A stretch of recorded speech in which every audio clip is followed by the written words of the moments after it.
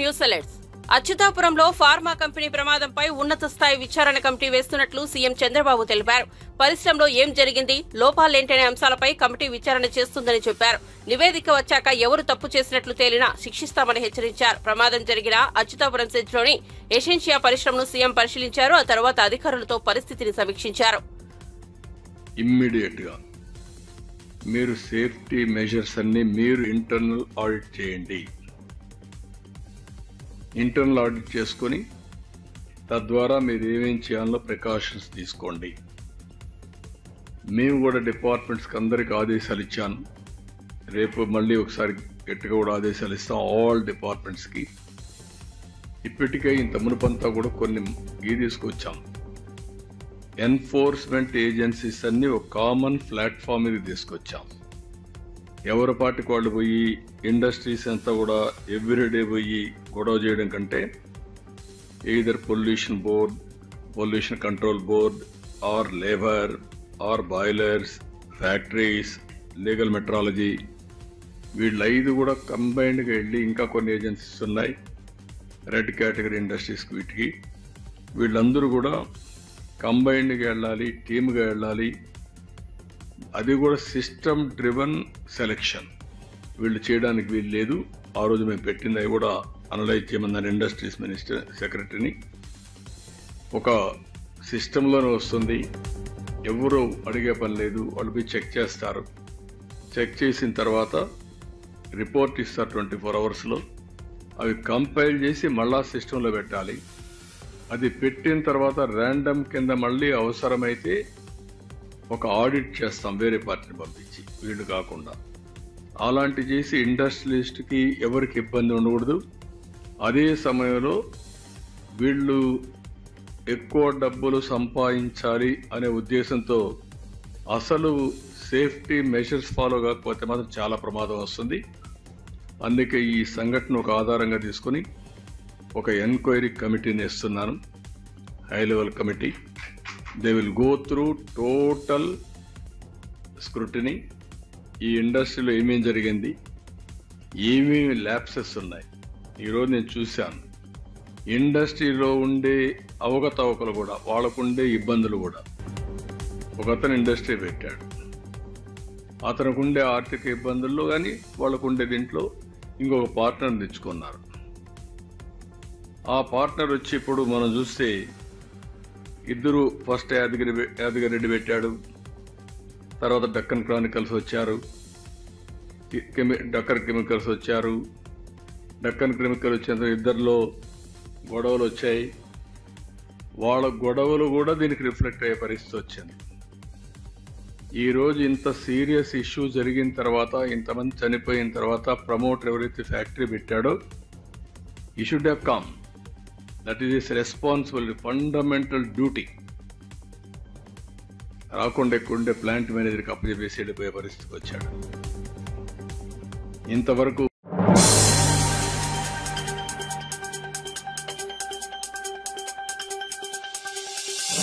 CM Revanth రెడ్డితో ICRISAT director general doctor Jacqueline Hughes గురువారం doctor BR Ambedkar సచివాలయంలో భేటీ అయ్యారు. ఈ సందర్భంగా ఇరువురు వివిధ రకాల పంటలపై చర్చించారు.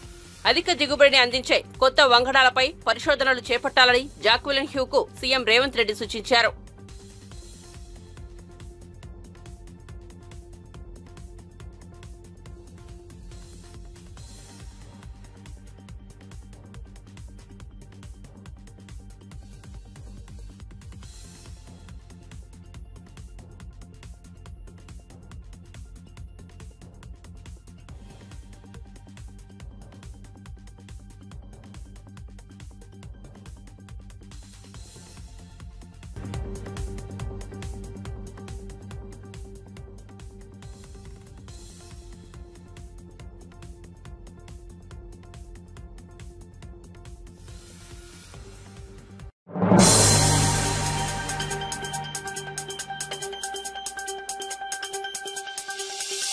రాహుల్ గాంధీకి పెళ్లైందని బంగ్లాదేశ్ వార్తాపత్రిక బ్రిడ్జ్లో వార్త వచ్చిందని, ఆ పత్రికల్లో కాంగ్రెస్ నేతలో ఉన్న అమ్మాయి ఎవరో చెప్పాలని బీజేపీ నేత మెదక్ ఎంపీ రఘునందన్ రావు ఆసక్తికర వ్యాఖ్యలు చేశారు. గురువారం నాడు ఆయన మీడియాతో మాట్లాడుతూ రాహుల్ విదేశీ జర్నలిస్టులు రాసిన పత్రికలనే నమ్ముతారని ఎద్దేవా చేశారు.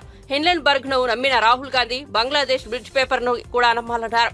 ఆ పేపర్లో రాహుల్ గాంధీ గురించి స్పష్టంగా పేర్కొన్నారన్నారు. కాంగ్రెస్ నేతలు హిండెన్బర్గ్ ను నమ్మితే తాను బ్రిడ్జ్ విశ్వసిస్తానన్నారు. అందులో రాహుల్ తో పాటు ఉన్న అమ్మాయిలు ఎవరో చెప్పాలన్నారు.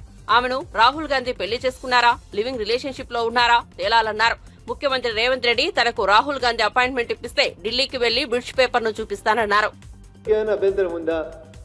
Then what is the criteria and credibility of Hindenburg? What is the criteria and credibility of Blitz? ఏ దేశంలో కన్నా పోయి అడుగుదాం, ఉన్నదా లేదా? మరి ఈ బొమ్మ కూడా అలానే వచ్చింది బ్లిడ్జ్లో. ఇదెవరో రాహుల్ గాంధీ చెప్పాలి. ఈ బొమ్మలు ఉన్న వాళ్ళకి నాకేం సంబంధం లేదంటాడా, లేదా నా భార్య అంటాడా, నా గర్ల్ ఫ్రెండ్ అంటాడా, లేదా సుప్రీంకోర్టు చెప్పింది living together is not an offence, so I'm living together with somebody else అంటారా? You please answer Rahul Gandhi గారు. మీరు ఒక ఎంపీగా హిండెన్బర్గ్ అనేటువంటి పేపర్ నమ్మిండ్రు. మీ తోటి ఎంపీగా అదే 18వ పార్లమెంట్లో సభ్యుడైన నేను బ్లిడ్జ్ అనే పేపర్ నమ్మి అడుగుతున్నా. ఈ బ్లిడ్జ్ అనే పేపర్ రాసింది తప్పైతే నోటీస్ ఇయ్యి, సుప్రీంకోర్టులో కేసు అయ్యిండ్రి. లేకపోతే ఈ బ్లిడ్జ్లో వచ్చిన బొమ్మలు తప్పని చెప్పుండ్రి, లేదా ఈ బ్లిడ్జ్లో వచ్చిన బొమ్మలు నాయే, నా పక్కన ఉన్న వాళ్ళు కూడా మా శ్రీమతి అని చెప్పుండ్రి, ధైర్యంగా అంగీకరించుండ్రి. శ్రీమతి అని అంగీకరించకపోతే I want to live together అని చెప్పు, ఐఎమ్ లివింగ్ టుగెదర్ అని చెప్పు. ఏమీ చెప్పకుండా మన తప్పులు కనబడొద్దని, మన వీపు కనబడొద్దని, ఇవన్నీ మీ బొమ్మలని నేను అనుకుంటున్నా రాహుల్ గాంధీ గారు. Because I seen the original magazine, నేను చూసిన రంగురంగుల బొమ్మలు బాగుండే. సో నాకు జిరాక్స్ దొరకలేదు కాబట్టి నేను జిరాక్స్లో బ్లాక్ అండ్ వైట్ తెచ్చుకున్నా.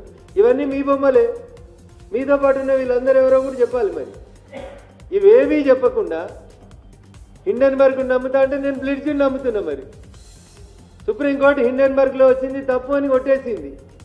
బ్లిడ్జ్లో కూడా మరి మీరు పోయి చెప్పుండ్రు, బ్లిడ్జ్లో వచ్చిన ఆడవాళ్ళకి నాకు సంబంధం లేదు, ఈ బొమ్మలకి నాకు సంబంధం లేదు, ఇవేమీ నాకు సంబంధించిన విషయాలు కాదు అని చెప్పండి రాహుల్ గాంధీ గారు. When you are relying on Hindenburg which is published from other country, I'm relying on another paper called Blitz. నేను చిన్నగా ఉన్నప్పటి నుంచి చదువుతున్నా ఈ మ్యాగజైన్ని. Then why can't you answer who all these are? ఈ ఫోటోలలో ఉన్న అమ్మాయిలందరూ ఎవరు? వీళ్ళకు మీకు ఏం సంబంధాలు ఉన్నాయి? మీకు సంబంధించినటువంటి ప్రతి ఆధారాన్ని బ్లిడ్జ్ అనేటువంటి పత్రిక ఆధారాలతో సహా పబ్లిష్ చేసింది. నేను ఇది రాహుల్ గాంధీ గారికి పంపిస్తాను.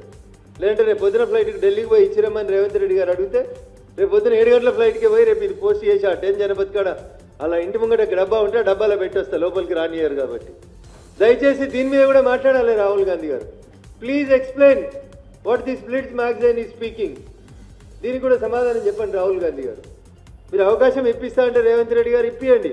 రేపు ఉదయం 11 గంటలకి నా దగ్గర ఉన్న ఈ కాగితాలు తీసుకుపోయి గౌరవ లోక్సభ సభ్యుడు రాహుల్ గాంధీ గారికి కాగితాలన్నీ ఇచ్చి, if you are relying on Hindenburg please rely on Blitz also, because both these magazine.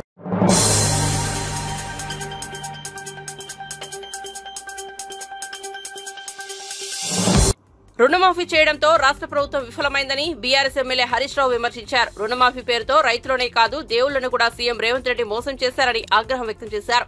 రుణమాఫీ పూర్తయిందని ముఖ్యమంత్రి చెప్పారు. మంత్రులేమో తలో మాట మాట్లాడుతున్నారని చెప్పారు.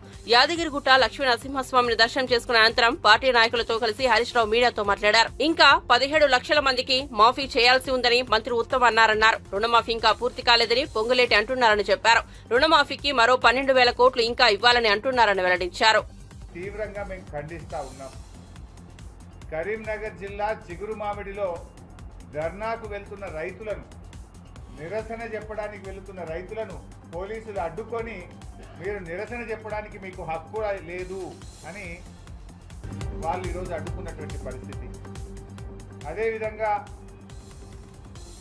ఆదిలాబాద్లో ఇవాళ ధర్నాలు ఉన్నాయని వెంటనే పోలీస్ యాక్ట్ను అమల్లోకి యుద్ధ ప్రాతిపదికన తీసుకొస్తున్నారు. అడుగడుగున ఈరోజు రాష్ట్ర వ్యాప్తంగా ఇలా ధర్నాలను అడ్డుకునేటువంటి ప్రయత్నం రేవంత్ రెడ్డి గారు ప్రభుత్వం చేస్తూ ఉంది. ఈ చర్యలన్నింటినీ కూడా మేము తీవ్రంగా ఖండిస్తూ ఉన్నాం. లాఠీలతోనో, బెదిరింపులతోనో, నోటీసులతోనో రైతుల యొక్క ఆగ్రహానికి నువ్వు ఆనకట్ట వేయలేవు రేవంత్ రెడ్డి అని చెప్పి కూడా తెలియజేస్తూ ఉన్నాం. ఇవాళ నువ్వు చేసిన మోసం, ద్రోహం దాన్ని సరి చేసుకో తప్ప పోలీసులను లాఠీలను అక్రమ కేసులను పెట్టి అది అడ్డుకుంటా అంటే మూర్ఖత్వం తప్ప ఇంకోటి కానే కాదు. ఇవాళ రేవంత్ రెడ్డి గారు రైతుల రుణం మాఫీ చేస్తా, మొదటి సంతకం పెడతా, డిసెంబర్ 7 నాడే రుణం మాఫీ చేస్తా అని చెప్పినావు. కానీ ఈరోజు ఏం చేస్తున్నావు? రైతుల రుణం తీరుస్తా అని చెప్పి రైతులతోని రణం చేస్తూ ఉన్నాడు ఈ రేవంత్ రెడ్డి గారు. అన్నదాతకు అన్యాయం చేసినోడు ఇవాళ ఎప్పుడు కూడా బాగుపడడనే చరిత్ర చెప్తుంది. ఎద్దేడ్చిన వ్యవసాయం బాగుపడదు, రైతేడ్చిన రాజ్యం బాగుపడదని చెప్పి చరిత్ర మనకు చెప్పింది. కానీ ఇవాళ రేవంత్ రెడ్డి గారు ప్రభుత్వం ధర్నా చేస్తే, తమ హక్కులను అడిగితే, రుణమాఫీ కాలేదని ప్రశ్నిస్తే ఇలా అక్రమ కేసులు పెట్టి రైతుల్ని వేధిస్తూ ఉన్నారు. చివరికి జర్నలిస్టుల మీద కూడా దాడులు చేయడం అనేది చాలా తీవ్రమైనటువంటి విషయం. మాది ప్రజారాజ్యం అని గప్పాలు కొట్టినావు కదా రేవంత్ రెడ్డి. నీ ప్రజారాజ్యం అంటే, నీ ఇందిరమ్మ రాజ్యం అంటే అణిచివేయడమేనా? ఇందిరమ్మ రాజ్యంలో నిరసన చేసే హక్కు ఉండదా? ప్రజా పాలనలో రైతులు తమ బాధల్ని చెప్పుకొని తమ నిరసన చెప్పే హక్కు రైతులకు ఉండదా అని చెప్పి ఈరోజు రేవంత్ రెడ్డి గారిని నేను ప్రశ్నిస్తా ఉన్నా. ఈ దుర్మార్గపు చర్యలను బీఆర్ఎస్ పార్టీ పక్షాన మేము తీవ్రంగా ఖండిస్తూ ఉన్నాం. నువ్వు ఎన్ని కేసులు పెట్టినా, ఎన్ని ఆంక్షలు పెట్టినా, చివరి రైతుకు రుణమాఫీ జరిగేదాకా బీఆర్ఎస్ పార్టీ ప్రధాన ప్రతిపక్షంగా నీ వెంట పడుతూనే ఉంటుంది, రైతుల పక్షాన పోరాటం చేస్తూనే ఉంటుంది అని చెప్పి రేవంత్ రెడ్డి గారి ప్రభుత్వాన్ని హెచ్చరిస్తూ ఉన్నాం. పోలీసులు కూడా చట్ట ప్రకారంగా మెదులుకోవాలి తప్ప చట్టాన్ని అతిక్రమించి ఈ ప్రభుత్వానికి కొమ్ము కాయొద్దని కూడా పోలీసులకు కూడా మేము హితవు పలుకుతా ఉన్నాం. ఎందుకంటే ప్రజాపాలన అంటే స్వేచ్ఛ ఉంటుంది అనుకుంటారు అందరు. ఇవాళ నీ దగ్గర స్వేచ్ఛ ఎక్కడున్నది? నీ ప్రజాపాలన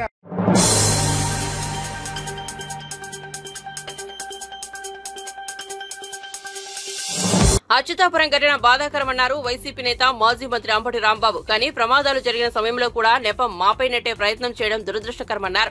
ఇక అచ్యుతాపురం ప్రమాదాన్ని ప్రభుత్వం సీరియస్ గా తీసుకున్నట్లు లేదన్న ఆయన, ప్రమాదానికి కారకులు ఎవరో గుర్తించి చర్యలు తీసుకోవాలి తప్ప నిందలు వేయడం సరికాదన్నారు. ప్రమాదాలు మా ప్రభుత్వంలో, ఇప్పటి ప్రభుత్వంలో జరుగుతాయి. అయితే 2 గంటలకు ప్రమాదం జరిగితే 4 గంటలకు హోంమంత్రి ప్రెస్ మీట్ పెట్టినా ప్రమాదం గురించి ప్రస్తావించలేదని విమర్శించారు. మరోవైపు ₹1 కోటి నష్టపరిహారం ఇవ్వడానికి చంద్రబాబు ఇబ్బంది పడ్డారని వ్యాఖ్యానించారు. అంబటి నష్టపరిహారం కోటి ఇస్తేనే డెడ్ బాడీలు తీసుకెళ్తామని బాధితులు ఆందోళన చేయడం ఇందుకు నిదర్శనంగా పేర్కొన్నారు. ఫ్రంట్ పేజీలో వచ్చే సంఘటన కాదు ఇది. 2-3 చనిపోయి ఉంటారు అనేటువంటి భావన ప్రభుత్వానికి కలిగింది, ఇక్కడున్న ప్రభుత్వానికి తాడేపల్లిలో. అందువల్ల దాన్ని సీరియస్గా తీసుకోకుండా పక్కకు పెట్టేటటువంటి ప్రయత్నం చేసి ఇవాళ చంద్రబాబు నాయుడు గారు సుదీర్ఘమైన ఉపన్యాసాలు చెప్తున్నాడు మీడియా ముందుకు వచ్చి. మేము జరిగినటువంటి సంఘటనలో 2019 నుంచి 24 వరకు ఇంతమంది చనిపోయారు, అంతమంది చనిపోయారు, లిస్టు చెప్పారు. నాకు అర్థం కాదా ఆ లిస్టు ఎందుకయ్యా? ఇప్పుడు మా మీద ఎందుకయ్యా నువ్వు బురద వెళ్ళటం? నీకు ప్రభుత్వం వచ్చింది కదా, నీ చేతిలోకి వచ్చింది కదా, నీకు చాలా సీట్లు ఇచ్చి గెలిపించారు కదా, నీ బాధ్యత ఏంటంటే ఆ బాధ్యత గురించి మాట్లాడు. నేను చూసా ఇందాక ఇంటర్నెట్లో, ఎందుకంటే అది కూడా నిజంగా ఈ సందర్భంలో బాధితులు చనిపోయి చాలామంది బాధపడుతున్న సందర్భంలో నేను చెప్పడం బాగోదు. కానీ చంద్రబాబు నాయుడు గారు దీన్ని రాజకీయం చేయాలని, మా మీద గుడ్డగాల్సి ముఖాన వేయాలనేటువంటి ప్రయత్నం చేస్తున్న సందర్భంలో నేను చెప్పదలుచుకున్నాను. 2014 డిసెంబర్లో HPCL ప్రమాదంలో 11 మంది చనిపోయారు.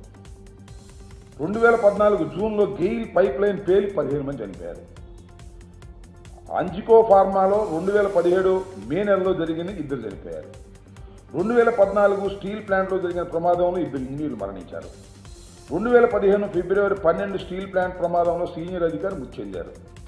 2016 ఏప్రిల్లో బయోమాక్స్ ఫ్యూయల్ లిమిటెడ్ ప్రమాదం జరిగింది, దానిలో కొంతమంది చనిపోయారు. ఈ రకంగా 2016 ఏప్రిల్లో దువ్వాడ స్పెషల్ ఎకనామిక్ జోన్లో అగ్ని ప్రమాదం జరిగింది, దానిలో చనిపోయారు. స్పెయిన్ ఫార్మాలో 2018లో ప్రమాదం, 2 మృతి. సరే, అన్నిటికన్నా ముఖ్యంగా 1997 ఆయన ముఖ్యమంత్రిగా ఉన్న చంద్రబాబు నాయుడు గారు HPCL ప్రమాదంలో 60 మంది పెద్ద ఎత్తున మరణించారు. చంద్రబాబు నాయుడు గారి టైంలో మాత్రం ఏమి ప్రమాదాలు జరగవు, ఆయన బాగా సేఫ్టీ తీసుకుంటాడు, మేము వ్యవస్థను కూల్చేసేసాం, అందువల్ల ఈ ప్రమాదం జరిగిందనేటువంటి ఒక అసంబద్ధమైన ఆరోపణ ఆర్గ్యుమెంట్ తీసుకొచ్చేటటువంటి ప్రయత్నం చంద్రబాబు నాయుడు గారు చేయటం చాలా దురదృష్టకరమైనటువంటి ప్రయత్నం అని కూడా ఈ సందర్భంగా మనవి. ఎంతకాలం అయ్యా బాబు, నాకు అర్థం కాల. ఎంతకాలం జగన్మోహన్ రెడ్డి గారి మీదే నెట్టేసే ప్రయత్నం చేస్తారు? ఎంతకాలం జగన్మోహన్ రెడ్డి గారి వల్లే పోయిందనేది, మేము వ్యవస్థల్ని నాశనం చేశామనేటువంటి మాట మాట్లాడతారు. నిన్న అక్కడ జరుగుతున్న సందర్భంలో మీరు ముగ్గురు కూర్చునే ఉన్నారు. ఇక్కడ డీజీపీ చంద్రబాబు నాయుడు గారు, హోంమంత్రి గారు అంతా కూర్చున్నారు. ఏం మాట్లాడుకున్నారు మీరు? జగన్మోహన్ రెడ్డి మీద బురద జల్లే కార్యక్రమం. జగన్మోహన్ రెడ్డి గారు ఇదంతా కారణం. ఇందాక అంటున్నాడు ఆయన, మేము చూసి పెద్ద ఆశ్చర్యపోయాం. నేనే కాదు, ఈ రాష్ట్రంలో చంద్రబాబు నాయుడు గారి గురించి తెలిసిన వాళ్ళందరూ ఆశ్చర్యపోవాల్సినటువంటి సంఘటన. నేరం జరిగితే ఆ నేరం చేసిన వాడు భయపడాలంట. నేరాలు చేస్తుంది మీ ఊళ్ళు కదంటే నాకు అర్థం కాలేదు.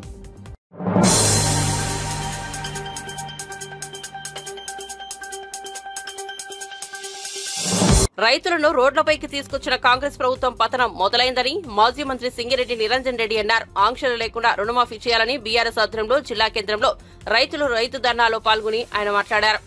ఎన్నికల ముందు తప్పుడు హామీలు ఇచ్చిన కాంగ్రెస్ పార్టీ గెలిచాక అన్ని వర్గాల ప్రజలను మోసం చేసిందని విమర్శించారు. కాంగ్రెస్ పార్టీ మాటలు నమ్మి మోసపోయామని ప్రజలు నేడు గుర్తిస్తున్నారని చెప్పారు. సాక్షాత్తు ముఖ్యమంత్రి ఆర్థిక శాఖ నిర్వహిస్తున్నటువంటి మంత్రి గారే రావు కబురు సలహా చెప్పినట్టు చేస్తున్న ప్రకటన ప్రకారంగా చూస్తే కూడా మీరు చెప్పిన రుణమాఫీ 2 లక్షల రూపాయలు 15 ఆగస్టు లోపల చేయడంలో సంపూర్ణంగా విఫలమైనారు. ఇలా రైతులు బ్యాంకుల వద్ద, సింగిల్ విండో కార్యాలయాల వద్ద, వ్యవసాయ కార్యాలయాల వద్ద బారులు తీరి నిలబడుతున్నారు. రాష్ట్ర వ్యాప్తంగా గత 2 వారాల నుంచి చాలా పెద్ద ఎత్తున రైతాంగం ఆందోళనకు గురవుతా ఉన్నది.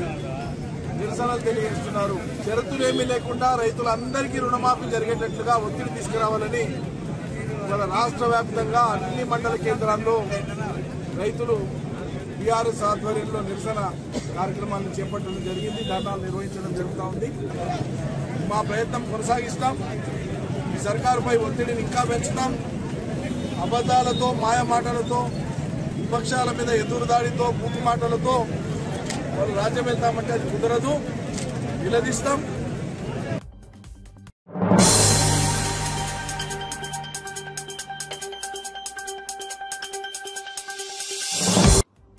అనకాపల్లి జిల్లా అచ్యుతాపురంలోని యశస్య ఫార్మా కంపెనీలో పేలుడు ఘటనపై ప్రభుత్వం తక్షణం చర్యలు చేపట్టిందని వైద్య ఆరోగ్య శాఖ మంత్రి సత్యకుమార్ తెలిపారు. ఇలాంటి ఘటనలు పునరావృతం కాకుండా చర్యలు చేపట్టేందుకు ప్రభుత్వం ప్రణాళిక రూపొందిస్తోందన్నారు. ప్రభుత్వ ఆసుపత్రుల్లో కొరతను అధిగమించేందుకు సంబంధిత అధికారులతో సమీక్షించి 30 పాయింట్ల కార్యాచరణ రూపొందించామన్నారు. విజయవాడలోని బీజేపీ కార్యాలయంలో వారధి పేరిట నిర్వహిస్తున్న ఫిర్యాదుల స్వీకారం కార్యక్రమంలో ఆయన పాల్గొన్నారు. ఫార్మాలో జరిగిన దుర్ఘటన దిగ్భ్రాంతి కలిగించింది. వెంటనే రాష్ట్ర ప్రభుత్వం స్పందించింది. ముఖ్యమంత్రి గారు సంబంధిత మంత్రులందరినీ ఆదేశాలు జారీ చేయడం జరిగింది. ఆరోగ్య శాఖకు సంబంధించి స్పెషల్ చీఫ్ సెక్రటరీని వెంటనే అక్కడికి విశాఖపట్నం వెళ్ళి అక్కడ పరిస్థితుల్ని పరిశీలించాల్సిందిగా, సంబంధిత అధికారులని అప్రమత్తం చేయాల్సిందిగా కోరడం జరిగింది. దాదాపు 35 మంది వివిధ ఆసుపత్రుల్లో ఉన్నారు. కొంతమంది డిశ్చార్జ్ అయి ఉన్నారు. అనకాపల్లి డిస్ట్రిక్ట్ హాస్పిటల్ కూడా 2 క్షతగాత్రులు ఉండడం, వాళ్ళు కూడా డిశ్చార్జ్ కావడం జరిగింది. ఇటువంటి సంఘటనలు పునరావృతం కాకుండా జాగ్రత్తలు తీసుకోవాల్సిన అవసరం ఉంది. ప్రజలకి ప్రభుత్వానికి మధ్య వారధిగా ఉంటూ సమస్యల పరిష్కారం చేయాలనే దిశగా ఈ కార్యక్రమానికి శ్రీకారం చుట్టడం జరిగింది. ఒక యాక్షన్ ప్లాన్తో సమస్యల పరిష్కారానికి ప్రయత్నం చేస్తున్నాం. చాలా వరకు సమస్యలు ఆరోగ్య శాఖకు సంబంధించినవి ఎక్కువ వస్తున్నాయి. అదే సమయంలో చాలా చోట్ల ఈ భూమికి సంబంధించిన ఫిర్యాదులు, నేను మొన్న నెల్లూరులో కూర్చున్నప్పుడు గ్రీవెన్సెస్ కూర్చుంటే చాలా వరకు దాదాపు 70% భూమి కబ్జా జరిగిందనో లేదా పట్టా ఇవ్వట్లేదనో ఇటువంటి అనేక రకాలైన ఫిర్యాదులే ఎక్కువగా వస్తూ ఉన్నాయి. అయితే వాటిని అన్నిటి కూడా సంబంధిత మంత్రి దృష్టికి తీసుకెళ్లడం, వాటిని పరిష్కరించి అక్కడికక్కడైతే కలెక్టర్లతో కూర్చున్నప్పుడు కలెక్టర్లకి, జేసీలకు చెప్పడం పరిష్కారం దిశగా చేస్తున్నాం. అదే కార్యక్రమంలో కూర్చున్నప్పుడు వచ్చిన ఫిర్యాదుల్ని కూడా సంబంధిత శాఖలకు పంపించి వాటిని మళ్ళీ ఫాలోఅప్ యాక్షన్తో వారికి న్యాయం జరిగేలాగా ప్రయత్నం చేస్తున్నాం.